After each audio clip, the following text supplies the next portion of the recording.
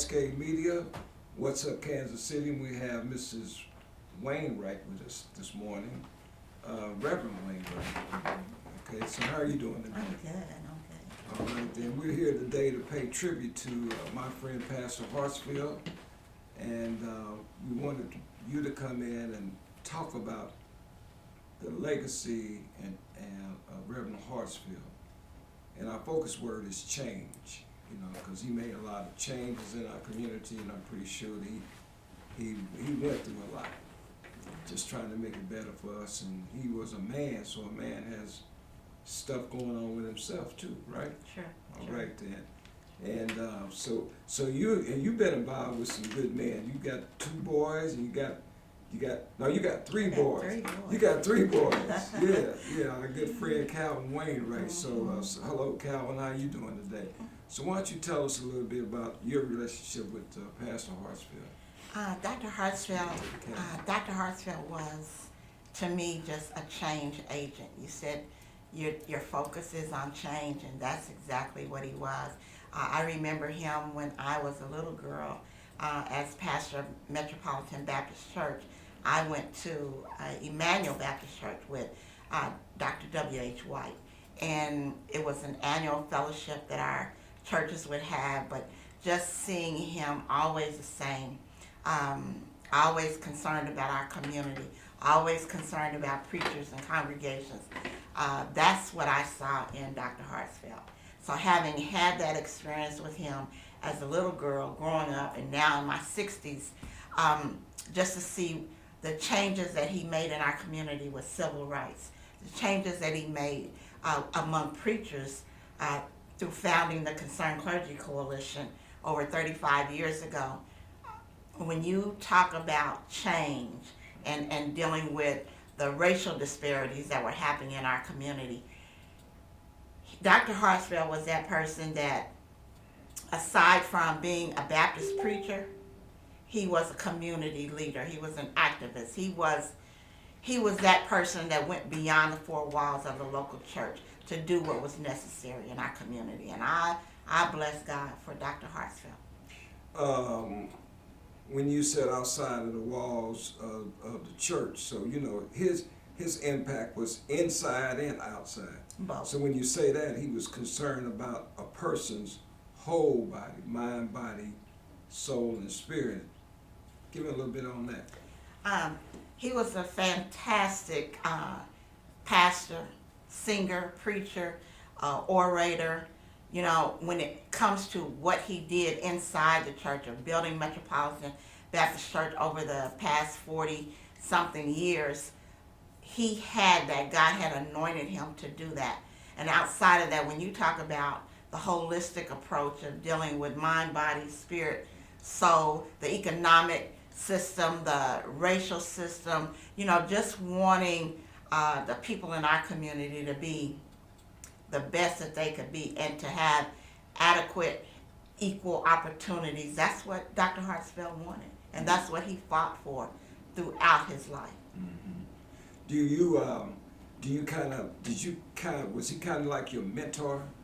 He became my mentor in later years, and I was elected president of the Concerned Clergy Coalition, which was the organization that he founded.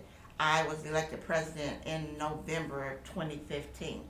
So right after I was elected president, I met with Dr. Hartsfield because I wanted to hear his heart. I wanted to know what was the basis of him founding that organization of preachers in Kansas City, because there were already various ministerial alliances and coalitions and associations with clergy, and I wanted to know why he wanted to start a new coalition of ministers. So he became my mentor, easy to talk to, easy to entreat, and was going to be very honest and candid with you when you met with him.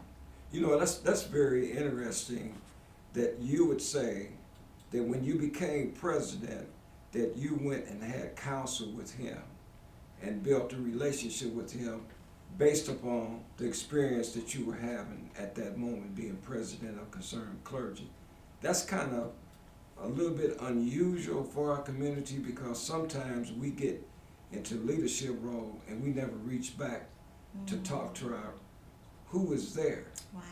And it happens in politics, and I'm pretty sure, I'm not a pastor, I know it happens in politics and in our community, and I don't know about the church, but that, I applaud you for that, and that's probably why you guys had a good relationship, because when you reach back to the persons that have been there, it's not that they want to take your spot, because they've already served. Yeah. But they can say something good, bad, happy, or sad Yeah. that will give you a little bit more gas in your car to go down the road.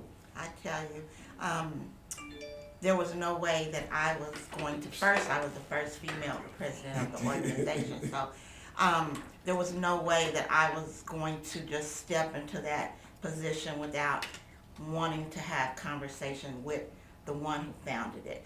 I came on board with the Concerned Clergy Coalition under the leadership of Pastor Eric Williams, and he is already a mentor to me.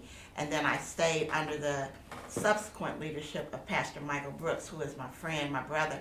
So going back to the beginning of being able to talk to Dr. Hartsfield and to hear his heart, to get sound advice and encouragement with him was very, very crucial for me to be able to do that. And he's spoken to my life, he's spoken to my ministry. He actually encouraged me from Exodus, the 3rd chapter, when God said to Moses that I've seen the affliction of my people, and I've heard their cries because of their taskmasters, and I have come down. He said, I have come down to rescue and deliver them. And when he said that, he said, and this is what God said, I have come down, now you go. And he said, when God spoke that, it was like, but I'm not God. But God said, I have empowered you, I have equipped you, that I have come down, and this is what he did, I have come down, and now you go. And so that will always be something that will resonate in my spirit. It will be something that helped to fuel and motivate me to continue what I'm doing here in the city. And I just appreciate, I can't say it enough. When you talk about change, I can't say it enough. And one of the other things that I asked him during that time with him, I said, Dr. Hartsfield, did you ever imagine or envision a woman being the president of this organization? He said, no, baby, I never saw that coming, but I know God did. And so he told me, he said, when you go before the people, you don't ever have to say that I'm a woman. He said, because people can look at you and they see that. Just go and do what God has told you to do, and just know that I am with you and I am supporting you. And so to hear that from the founder of an organization that was founded over 35 years ago, Jim, that was all I needed. That was good stuff. They say when you change the way you look at things, the things you look at will change. Definitely. And then a culture is a group of people with the same set of common values and beliefs. Yes. And that's great. Yeah. Isn't that Yes. wonderful? It is wonderful. It's wonderful. And just knowing that when you do have a community or a group of people or a team of people that have come together, like-minded, having the same goals, Right. wanting to see the same outcomes.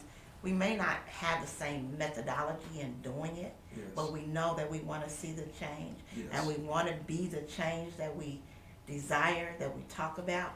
It makes all the difference in the world. You know what? I've shared that same type of message with some of my friends, and one of them is real close to us right now, you know, about change. Yeah. He can't really respond right now because it would mess things up, but the same thing, you know what I mean? You have to be patient with change. Yes. And knowing that people are not always going to agree with you. Well, most people are not going to agree with you, but if you believe that when you change the way you look at things, that things change, and that a culture is a group of people with the same set of common values and beliefs, that'll give you a little bit gas to put in your tank to move It forward. really will, and for our community, our black community, it means an awful lot. And I say that because we got to know and understand that God created all of us unique and different, diverse, with different opinions. different strategies, different ways of doing things. And so we can't all come together and do everything alike, because Right. if we did, there'd be no reason for some of us. There'd be no purpose for some of us. But to know that, if we want the same things, Right. if we have the same expectations for what the outcome will be, then people of diverse cultures, thinking creatively and all of that, you can come together and still bring about some positive change in our community. Quote that verse again. Exodus. Exodus 3, God said, I have seen the affliction of my people, and I have heard their cries because of their taskmasters, and I have come down to rescue them. Now you go, and to know that I'll be with you. And so, again, I'm paraphrasing that exact scripture in Exodus 3, but that is the way Dr. Hartsfield shared it with me. That is so good. We appreciate you taking time to come out today. I know the family will. Dana, she specifically gave me your name. I'm honored. And so we're here to please and make a tribute to Reverend Wallace Hartsfield. And we thank you very much for coming out. Thank you for inviting me, and I'm humbled and honored to have Dana to have requested that I be a part of this. That's good. Thank you. Thank you.